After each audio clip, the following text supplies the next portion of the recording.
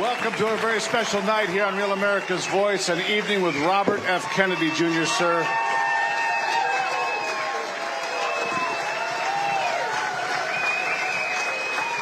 Thank you so much for being here.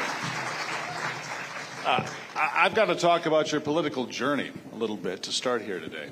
I think it's fair to say that in the last couple of years, Donald Trump is about the only person who's been treated worse than you have.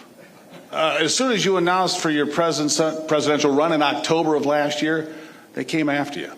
They were relentless. And my question to you is, they were not fair from day one, it didn't seem to me as an observer. Did they ever give you a legitimate shot as a contender to run for president of the United States, the Democrats, that is? I mean, the irony was that the Democratic Party that I grew up with in the 1960s was the Democratic Party that was fighting to make sure every American could vote for the candidate of their choice.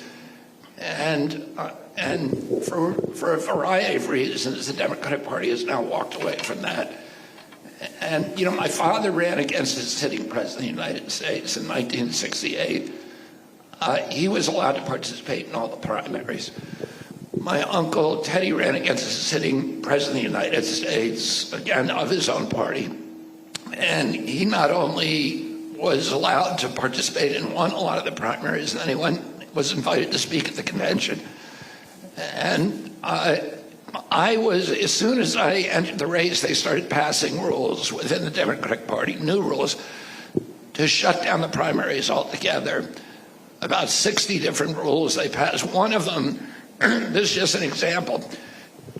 I had already been campaigning in New Hampshire, and I was doing very well in the polls in New Hampshire. And they passed a new rule that said any candidate who stepped into the state of New Hampshire, that their delegates would go to the president, no matter how many votes they got. So none of their votes would count.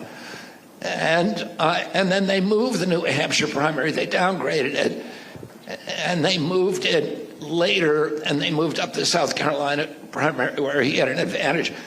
And then in the end, they just started shutting primaries down altogether. They shut down Florida. I think they shut down Georgia. So to be fair, it was rigged against you, specifically. I was the last one in my campaign to say, in the upper levels of my campaign, to come to them, to acknowledge that I had to leave the party because they weren't going to let me win. And, you know, a lot of people had put money into the race, and there was no way it was rigged.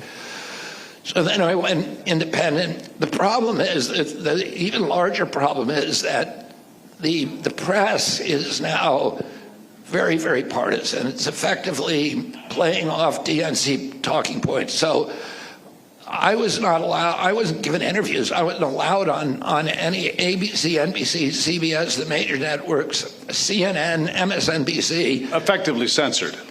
Where I was censored, I was defamed, and, you know, all of these mischaracterizations of who I am, of my character, of my positions on various issues.